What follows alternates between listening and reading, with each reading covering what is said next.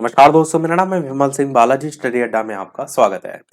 Super TET और लेखपाल के लिए हम आपको सामान्य हिंदी और साथ ही साथ सामान्य ज्ञान और समसामयिक घटनाओं पर आधारित प्रश्न करा रहे हैं। तो इससे पहले हमने सेट नंबर 2 देखा था। उस सेट नंबर 2 में हमने इससे पहले सामान्य ज्ञान के प्रश्न देखे थे। साइड में बटन में पिछला वाला वीडियो आपको मिल जाएगा। आज हम देखेंगे सेट नंबर 3 के अंतर्गत हिंदी के प्रश्न। तो चलिए शुरू करते हैं प्रश्न नंबर 1 से। सबसे पहला प्रश्न, जो शब्द क्रिया की विशेषता बताते हैं उन्हें जो है वो क्या कहते हैं? सर्वनाम, विशेषण, क्रिया विशेषण या संबंध बोधक। तो बताइए इनमें से कौन सा सही होगा। आंसर की बात करते हैं तो क्रिया की जो विशेषता बताए, नाम से ही क्लियर स्पष्ट है कि उन्हें हम क्रिया विशेषण का नाम जो है वो देंगे। तो आपका सी वाला ऑप्शन जो है बिल्कुल सही हो जाएगा। दूसरा प्रश्न, जो शब्द दो वाक्यांशों, शब्दों और वाक्यों को जोड़ने का कार्य करते हैं वे क्या कहलाते हैं? क्रिया विशेषण कहलाते हैं, संबंध बोधक कहलाते हैं, समुच्चय बोधक कहलाते हैं या फिर विस्मयादि बोधक जो है वो कहलाते हैं। तो बताइए इनमें से कि जो शब्द दो वाक्यांशों, शब्दों और वाक्यों को जोड़ने का कार्य करते हैं उन्हें क्या कहते हैं। तो चलिए आंसर की बात कर लेते हैं। तो आपका आंसर यहाँ पर इन चारों में से समुच्चय बोधक जो है वो आपका सही होगा। समुच्चय बोधक जो शब्द होते हैं उसमें आपका कौन कौन से आ जाते हैं? जैसे तब आपका हो गया कि जैसे मैं वहां गया था तब वहां का जो वातावरण है वो अच्छा था। तो तब क्या कर रहा है? दोनों को जोड़ रहा है। ऐसे ही आपका और कौन कौन से होते हैं? ताकि आपका होता है, और आपका कौन सा होता है? और आपका हो गया, वरना हो गया, क्योंकि हो गया, या हो गया, अथवा हो गया। ऐसे बहुत से शब्द आपके जो है इसमें आ जाएंगे। तथा हो गया, एवं हो गया। इस तरीके से शब्द जो आपके दो या दो से अधिक वाक्यों को जोड़ते हैं, वाक्यांशों, शब्दों, वाक्यों को जोड़ने का कार्य करते हैं, उन्हें हम समुच्चय बोधक जो है वो कहते हैं। अगला, हिंदी वर्णमाला में स्वरों की संख्या कितनी है? 8, 10, 11 या 14? बताइए कौन सा सही होगा। हिंदी वर्णमाला में स्वरों की संख्या कितनी है? आंसर की बात करते हैं तो आपका चीज प्रश्न में ये भी ध्यान दीजिएगा, संस्कृत में यही आता है तो वहां पर हम 9 के साथ जाते हैं, पर यहाँ पर हम 11 के साथ जाएंगे। 11 और ऑप्शन में 13 नहीं है, पर कहीं कहीं 13 को भी मान लिया जाता है। देखिए कौन कौन से आपके स्वर हो जाते हैं।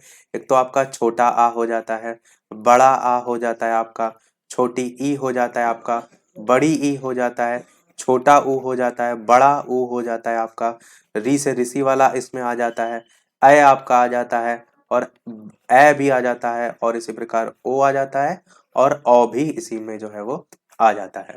तो इस प्रकार से 1 2 3 4 5 6 7 8 9 10 11 टोटल 11 हो गए। तो स्वरों की संख्या हिंदी वर्णमाला में 11। अंगा आहा करके जो दो और आ जाते हैं तो 13 हो जाते हैं। तो कहीं कहीं उनको जो है इसमें ही गिन लिया जाता है, तो इसलिए ऑप्शन में कहीं कहीं 13 दे दिया जाता है। बाकी आपके बेसिकली 11 ही होते हैं। अगला शब्द है कि कौन सा शब्द अज शब्द का अर्थ जो है वो नहीं है? ब्रह्मा, बकरा, शिव, अनजान। बताइए अज शब्द का अर्थ जो है वो पूछा गया है, नहीं है। आंसर की बात करते हैं तो अज के पर्यायवाची में आपका ब्रह्मा भी होता है, बकरा भी होता है और शिव भी होता है। ये सभी होते हैं, पर अनजान इसका पर्यायवाची शब्द नहीं है। आपका डी वाला आंसर सही होगा। प्रश्न में पूछा गया था कौन सा नहीं है। बाकी अजन्मा इसका पर्यायवाची होता है, और चंद्रमा भी देखने को मिल जाता है, पर चंद्रमा के अपने अलग पर्यायवाची भी होते हैं। और आपका ईश्वर भी देखने का इसका पर्यायवाची मिलता है। ऐसे बहुत से हैं, आपका अनजान नहीं है। बाकी ये तीनों जो लिखे जाते हैं इनको भी ध्यान रखिएगा। अगला प्रश्न, कनक शब्द का निम्नलिखित में से कौन सा अर्थ जो है आपसे पूछा गया है नहीं है? प्रश्न में ध्यान दीजिए, नहीं है पूछा गया है। सोना, धतूरा, समूह, गेहूं, कौन सा कनक शब्द का पर्यायवाची या अर्थ जो है वो नहीं है? अर्थ पर्यायवाची मतलब सेंस एक ही है। तो आंसर की बात करते हैं, आपका सोना भी आपका आता है इसमें, धतूरा भी आता है और गेहूं भी आता है, पर जो समूह है ये कनक शब्द के पर्यायवाची में नहीं आता है। तो आपका नहीं पूछा गया था, इसलिए सी वाला आपका आंसर यहाँ पर सही हो जाएगा। अगला प्रश्न छठा देखते हैं कि जो शब्द क्रिया की विशेषता बताते हैं उसे क्या कहते हैं? विशेषण, क्रिया विशेषण, संज्ञा, सर्वनाम। बताइए। यही क्वेश्चन ऊपर भी आया था, तो ये तो आप आसानी से टिक कर लेंगे। क्रिया विशेषण आपका जो है बी वाला ऑप्शन सही होगा। अगला देखते हैं आपका प्रश्न नंबर 7 कि हिंदी वर्णमाला में स्वरों की संख्या जो है वो कितनी होती है। ये क्वेश्चन भी ऊपर वाला ही है तो 11 ही होगी, ये भी आपका सही हो जाएगा। अगला, सिद्धांतहीन व्यक्ति के लिए निम्नलिखित में से कौन सी आपसे पूछा गया है लोकोक्ति जो है वो आएगी। खाए तो पछताए, ना खाए तो पछताए, या फिर गंगा गए गंगादास यमुना गए यमुनादास, ये, या फिर चिकने घड़े पर पानी नहीं ठहरता ये, या फिर चोर चोरी से जाए पर हेरा फेरी से ना जाए। आपको बताना है सिद्धांतहीन व्यक्ति के लिए इनमें से कौन सी लोकोक्ति जो है वो उपयोग में आएगी। तो इन चारों में से कौन सा सही होगा, आंसर की बात करते हैं तो आपका बी वाला सही होगा, गंगा गए गंगादास यमुना गए यमुनादास। इसका अर्थ क्या होता है, सिद्धांतहीन व्यक्ति। और इसका दूसरे अर्थ में हम ये भी कह सकते हैं कि जिसका कोई दृढ़ सिद्धांत नहीं होता, उसके लिए इस लोकोक्ति का उपयोग हम करते हैं। अगला है, कपटी मित्र के लिए इनमें से कौन सा मुहावरा जो है होता है। कान का कच्चा, काला अक्षर भैंस बराबर, आस्तीन का सांप, या फिर अक्ल का दुश्मन। बताइए कौन सा इनमें से सही होगा।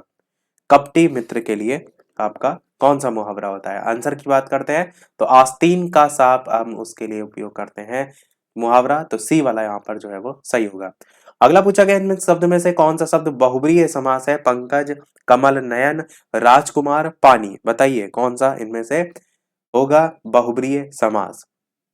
तो जहां पर कोई तीसरा पद प्रधान हो या अन्य पद प्रधान हो, उसके संदर्भ में जो है आपका होता है।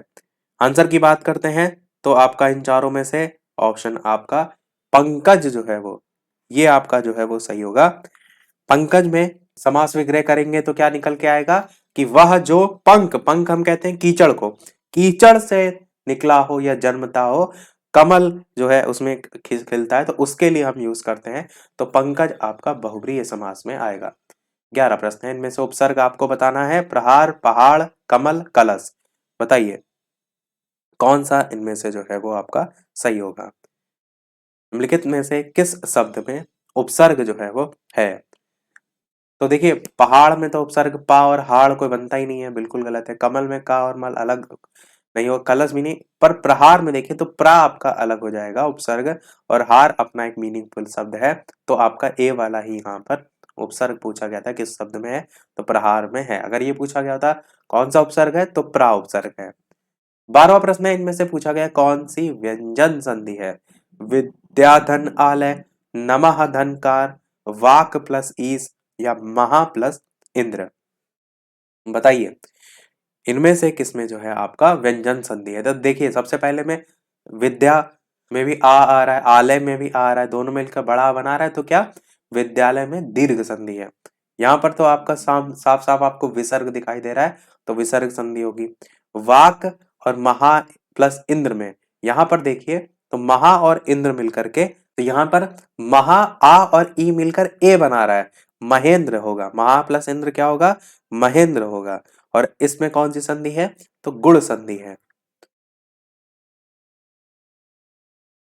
अब बचा आपका ये वाक प्लस ईज, जो भी आपका यहाँ पर अक्षर होता है वो अपने तीसरे वाले में जो है वो बदल जाता है। तो का के बाद खा और खा के बाद गा, तो का किस में बदल जाएगा, गा में बदल जाता है। और वागीस आपका जो है हो जाता है, वागीस आपका व्यंजन संधि का उदाहरण है, सी वाला आपका सही होगा। अगला प्रश्न देखते हैं आपका 13 कि प्रत्यय जो है वो कितने प्रकार के होते हैं, 2, 3, 4 या 5। बताइए इनमें से कौन सा जो है वो सही होगा। और वीडियो पसंद आए, चीजें समझ आए तो लाइक और शेयर करना ना भूलिएगा। सभी लोग वीडियो को लाइक और शेयर जरूर करते रहिएगा। बताइए इनमें से कौन सा जो है वो प्रत्यय के या कितने प्रकार जो है होंगे, कित कौन सा ऑप्शन जो है वो सही होगा। चलिए बात करते हैं आंसर की। तो आपके दो टाइप्स होते हैं, एक आपका होता है कृत प्रत्यय और एक होता है आपका तदित प्रत्यय। तो दो आपका ऑप्शन यहाँ पर सही होगा। कौन कौन से, कृत प्रत्यय और तदित प्रत्यय। कृत प्रत्यय और तदित प्रत्यय, नाम ध्यान रखिएगा। अच्छा होते क्या है, कृत या कृदंत या कृत प्रत्यय वे प्रत्यय जो धातुओं अर्थात क्रियापद जो होते हैं उसके मूल रूप के साथ लगकर नए शब्द का निर्माण करते हैं, उन्हें हम कृदंत भी प्रत्यय के नाम से जानते हैं और कृत प्रत्यय के नाम से भी जानते हैं। और जो तदित प्रत्यय होता है उसे कैसे डिफाइन करेंगे? वे प्रत्यय जो क्रियापदों के अतिरिक्त संज्ञा, सर्वनाम, विशेषण आदि शब्दों के साथ लगकर नया शब्द का निर्माण करते हैं, उन्हें तद्धित प्रत्यय जो है वो कहते हैं। अगला, कौनते शब्द में कौन सा जो है वो प्रत्यय है? अप्रत्ययवाचक तद्धित प्रत्यय। अब देखिए एक चीज को और समझिए, जो तद्धित प्रत्यय होते हैं इसके भी अपने टाइप्स होते हैं, जिसमें कर्तावाचक तद्धित प्रत्यय होता है, भाववाचक तद्धित प्रत्यय होता है, संबंधवाचक होता है, अप्रत्ययवाचक होता है, ऊनतावाचक होता है, स्त्री बोधक होता है, इस प्रकार से होते हैं। तो हम कोई टॉपिक को डिटेल में नहीं पढ़ रहे हैं, इसलिए मैंने केवल मेन आपको प्रत्यय के टाइप्स बता दिए। अब यहाँ पर पूछा गया कौनते शब्द में कौन सा प्रत्यय है, तो बताइए। आंसर की बात करते हैं तो आपका ऑप्शन यहाँ पर पहला वाला ही अप्रत्ययवाचक तद्धित प्रत्यय जो है वो सही होगा। संस्कृत के प्रभाव के कारण संज्ञा के साथ जो अप्रत्ययवाचक प्रत्यय है वो लगाने का बोध आपको देखने को मिलता है। कौनते जो है यहाँ पर ए जो है वो प्रत्यय है, कौन सा है? ए और या। कौनते इसी से बनता है, गांगे इसी से बनता है, भागिने इसी से बनता है, ये सब जो है इसमें जो है वो आते हैं। अगला देखते हैं 15 प्रश्न। यथार्थ का विलोम क्या होगा? कृत्रिम, आदर्श, उचित, अनुचित, बताइए कौन सा सही होगा? जो आप ये प्रश्नों की प्रैक्टिस कर रहे हैं इसकी लाइव टाइमिंग है दोपहर के 3 बजे की, और जो शाम के 8 बजे की टाइमिंग है वो आपके सुपर टेट का सिलेबस हम टॉपिक वाइज करा रहे हैं। साइंस विषय जिसमें हमने स्टार्ट किया है, अभी तक 3 क्लास हो चुकी हैं, तो लाइव आकर शाम के 8 बजे भी वीडियो आप देख सकते हैं। आंसर की बात करते हैं तो आपका यहाँ पर यथार्थ का विलोम, यहाँ पर देखिए एक्चुअल में जो इसका विलोम शब्द होता है वो कल्पित होता है, वो नहीं दे रखा है। तो अगर कल्पित आपको ऑप्शन में देखने को मिले तो कल्पित को सबसे पहले आपको टिक करना होगा। अगर ऑप्शन के अकॉर्डिंग अगर जाएंगे तो आदर्श आपका ऑप्शन हो सकता है, पर ज्यादा सही आपका कल्पित होगा। यथार्थ मतलब होता है जब कोई चीज आपके सामने समक्ष हम स्वरूप की बात करते हैं, कल्पित मतलब उसका जस्ट अपोजिट हो जाता है। तो आपका यहाँ पर ऑप्शन के अकॉर्डिंग आदर्श होगा, पर यथार्थ का विलोम कल्पित भी होता है, ये भी ध्यान रखिएगा। 16 प्रश्न है, साधु का विलोम बताइए। साधुनी होगा, सन्यासिनी होगा, साध्वी या फिर असाधु, कौन सा इनमें से जो है वो सही होगा? आंसर की बात करते हैं तो आपका इन चारों में से बिल्कुल साधु का विलोम असाधु होता है, तो डी वाला ऑप्शन यहाँ पर सही होगा। ये क्वेश्चन पूछा काफी जाता है साधु का विलोम, क्योंकि इससे मिलते जुलते साध्वी, साधुनी बहुत से कंफ्यूजन क्रिएट करते हैं, तो ध्यान रखिएगा। 17 प्रश्न है आपका कि गरीबों को वस्त्र दो वाक्य में कौन सा जो है वो कारक है? करण कारक, कर्म कारक, संप्रदान कारक, अपादान कारक, बताइए कौन सा इनमें से जो है वो सही होगा? तो कर्ता ने कर्म को, तो गरीबों को आराम से क्लियर हो रहा है, आसानी से आप पहचान जाएंगे। तो कर्म कारक यहाँ पर ऑप्शन बी वाला सही होगा। अगला देखते हैं आपका प्रश्न 18। अर्थ के आधार पर वाक्य के कितने भेद होते हैं? 4, 8, 7 या फिर 5, बताइए कौन सा इनमें से सही होगा? तो ये क्वेश्चन बहुत आपको कंफ्यूज करता है, ध्यान रखिएगा, मैं ध्यान से आपको बताइए, ध्यान से सुनिएगा। अर्थ के अगर आधार पर आपसे पूछा जाए तो आपके वाक्य के कितने भेद होते हैं? 8 भेद होते हैं। परंतु अगर आपसे रचना के आधार पर पूछा जाए तब आपके जो है वो 3 भेद जो है वो होते हैं। अब जो 8 भेद होते हैं अर्थ के आधार पर, आंसर तो आपका 8 यहाँ पर हो जाएगा। कौन कौन से होते हैं वो भी आपको पता होना चाहिए। सबसे पहला आपका होता है जिसे हम कहते हैं विधानवाचक वाक्य, जिसमें किसी प्रकार की जानकारी हमें प्राप्त होती है। जैसे भारत एक देश है, कैसा वाक्य है? विधानवाचक वाक्य है। दूसरा आपका होता है निषेधवाचक वाक्य, जिन वाक्यों से कार्य ना होने का भाव प्रकट होता है, निगेटिव जिसको हम कहते हैं, मैंने दूध नहीं पिया, इस प्रकार से दूसरा होता है आपका निषेधवाचक वाक्य। तीसरा आपका होता है प्रश्नवाचक, जिसमें किसी प्रकार के प्रश्न की बात की गई हो, भारत क्या है, तो आपका प्रश्नवाचक वाक्य में आएगा। चौथा आपका आज्ञावाचक वाक्य, वो वाक्य जिसके द्वारा किसी प्रकार की आज्ञा दी जाती है, प्रार्थना किया जाता है, वो आपका आता है। जैसे कृपया बैठ जाइए, तो शांत रहो, ये सब क्या है? आज्ञावाचक है। पांचवा आपका विस्मयादि वाचक वाक्य, वो वाक्य जिससे किसी प्रकार की गहरी अनुभूति का प्रदर्शन किया जाए, वो इसमें आता है। जैसे ओह वर्ड नहीं लगता है, आह वर्ड, इस तरीके के विस्मयादि बोधक चिन्ह भी लगते हैं कि कितनी ठंडी रात है, इस तरीके से। छठा आपका इच्छावाचक वाक्य, जिन वाक्यों से में किसी इच्छा, आकांक्षा या आशीर्वाद का बोध होता है उन्हें इच्छावाचक वाक्य कहते हैं। जैसे भगवान तुम्हें दीर्घायु करे, इस प्रकार से। नव वर्ष मंगलमय हो, इस प्रकार से। सातवां आपका आता है संकेतवाचक वाक्य। जिन वाक्यों में एक बात या काम का होना दूसरी बात या काम के होने पर डिपेंड करता है उन्हें संकेतवाचक वाक्य करते हैं। ये सबसे ज्यादा पूछे जाते हैं संकेतवाचक वाक्य, क्योंकि इन्हें पहचानना थोड़ा सा मुश्किल होता है। तो आपका जैसे एग्जाम्पल समझिए कि परिश्रम करोगे तो सफलता मिलेगी, तो एक वाक्य दूसरे वाक्य से इस प्रकार से डिपेंड है। और एग्जाम्पल आपका जैसे हम कहते हैं ना कि अगर वर्षा होगी तो फसल अच्छी होगी, तो इस प्रकार से ये भी आपका संकेतवाचक में हो गया। आठवां आपका संदेहवाचक वाक्य। जिन वाक्यों में संदेह का बोध होता है उन्हें संदेहवाचक वाक्य कहते हैं। जैसे क्या वो वहां आया होगा, मतलब हमें क्लियर नहीं है चीजों को, क्या उसने वो काम कर लिया, इस प्रकार से। तो ये 8 आपके अर्थ के आधार पर होते हैं। मैंने बताया था रचना के आधार पर, तो रचना के आधार पर कौन कौन से होते हैं? एक आपका होता है सरल वाक्य, एक होता है आपका संयुक्त वाक्य, और एक आपका होता है मिश्रित वाक्य। सरल वाक्य जिसमें एक ही विधेय होता है, और संयुक्त वाक्य जिसमें दो या दो से अधिक सरल वाक्य समुच्चय बोधक अव्यय से जुड़े होते हैं और वगैरह से जुड़े होते हैं। और मिश्रित वाक्य जो है एक दूसरे पर डिपेंड होते हैं, यानी एक प्रधान वाक्य होता है और अन्य उस पर आश्रित होते हैं। अगला देखते हैं 19 प्रश्न कि वाच्य कितने प्रकार के होते हैं?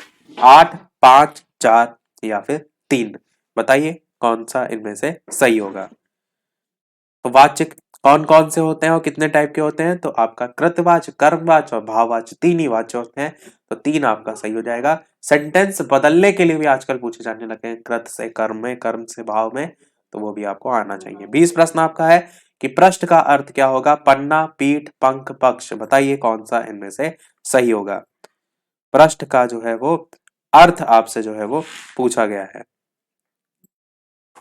आंसर की बात करते हैं तो पृष्ठ हम नॉर्मली यूज करते हैं, जो किताब के पन्ने होते हैं ना उसके लिए यूज करते हैं, तो वो शब्द यूज करते हैं पन्ना पृष्ठ के।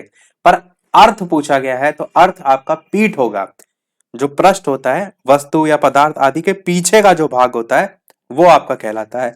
जैसे हम कहें अलमारी का पृष्ठ भाग टूट गया, तो अलमारी का जो पिछला हुआ भाग है, पीछे वाला जो भाग है वो टूट गया है, उसके लिए पृष्ठ का यूज करते हैं। अगला देखते हैं प्रश्न आपका 21 से 24 तक आपका एक एक स्थान रिक्त है, रिक्त स्थान पर आपको बताना है क्या आएगा। गांधी जी का अर्थशास्त्र धर्म और किस पर आधारित है? प्रशासन, अहिंसा, न्याय या यश? बताइए इनमें से कौन सा जो है वो सही होगा। आंसर की बात करते हैं इन चारों में से आपका, तो आपका ऑप्शन यहाँ पर अहिंसा पर आधारित है, धर्म और अहिंसा पर आधारित है, यही आपका सही होगा। 22 प्रश्न डैश दृष्टि राष्ट्रीयता का जो है वो आधार है, बताइए कौन सा इनमें से सही होगा। धर्मानुसार, धर्म निरपेक्ष, धर्म सम्मत, धर्म सापेक्ष, कौन सा सही होगा।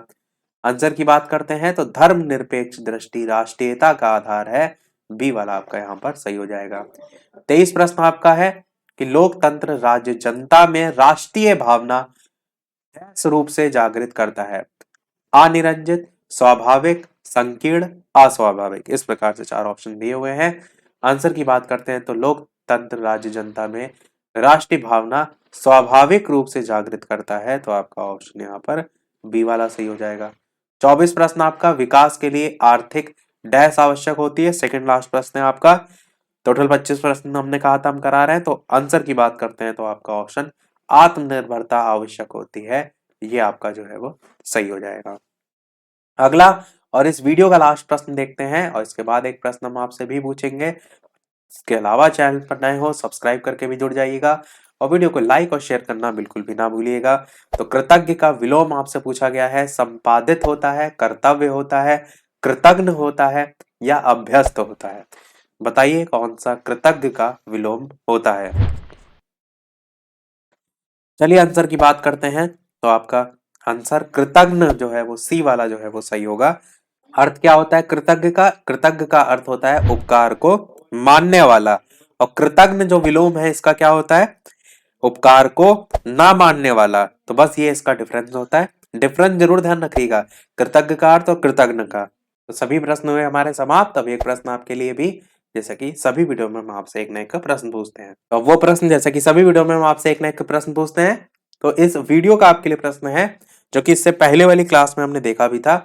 सार्क के संदर्भ में सारी डिटेल हमने देखी थी, तो वही हम पूछ रहे हैं उसी से संबंधित कि जो दक्षिण एशियाई क्षेत्रीय सहयोग संगठन सार्क है, उसकी स्थापना जो है वो कब हुई? 1984, 1987, 1985 या 1989? इन चारों में से कौन सा सही होगा? अपना आंसर वीडियो के मेन कमेंट में टाइप करके बताइएगा। लाइव टाइमिंग दोपहर के 3 बजे और शाम के 8 बजे है। लाइव आकर भी वीडियो आप देख सकते हैं, प्रश्नों की प्रैक्टिस कर सकते हैं। तो आज के वीडियो में इतना ही रखते हैं, मिलते हैं अगले वीडियो में कुछ नए प्रश्नों के साथ, नए टॉपिक के साथ। तब तक के लिए नमस्कार, जय हिंद।